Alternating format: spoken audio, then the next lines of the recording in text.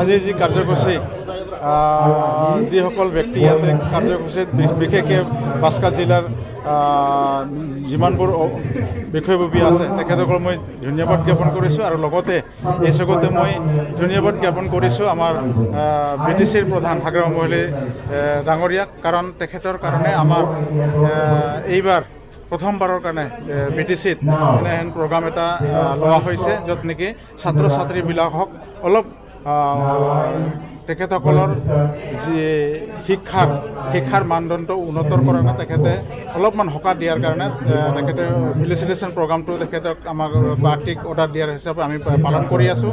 আৰু তেখেতসকলক প্ৰত্যেকটো টপ 10 ছাত্ৰ ছাত্ৰীক আমি প্ৰিলিমিনাৰী ষ্টেজত আমি 20,000 টকা পাৰ্টিৰ ফালৰ পৰা দিয়া হৈ আছে।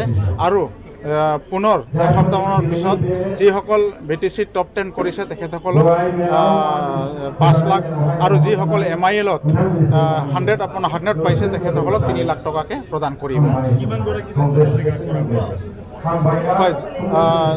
ছাত্ৰ ছাত্ৰী আমাৰ ইয়াতে আজি 103 গৰাকী আছে আৰু এতিয়ালৈকে যিসকল MIL যিকোনো ছাবজেক্টত বড়োই হওক, হিন্দী হওক, আৰবিক হওক, আছামিজ হওক, সেইবোৰ ছাত্ৰ ছাত্ৰীসকল যিমানবোৰ আছে তেখেতসকলক আমাৰ BSUৰ ল'ৰাবিলাকে ডাটাবিলাক কানেকশ্যন কৰি আছে বিভিন্ন কলেজৰ পৰা।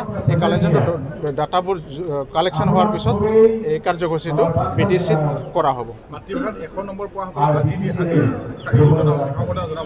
নহয়, আজিৰ যিসকল টপ 10 আছে তেখেতসকলক আমি আমাৰ ফালৰ পৰা 20,000 টকা দিয়া হ'ব। আৰু যিটো 100 পাইছে তেখেতসকলৰ কাৰণে BTCৰ ফালৰ পৰা BTC গভৰ্ণমেণ্টৰ পৰা তেখেতসকলক আৰু এক সপ্তাহৰ পিছতে এই কাৰ্যসূচীটো দিয়া হ'ব।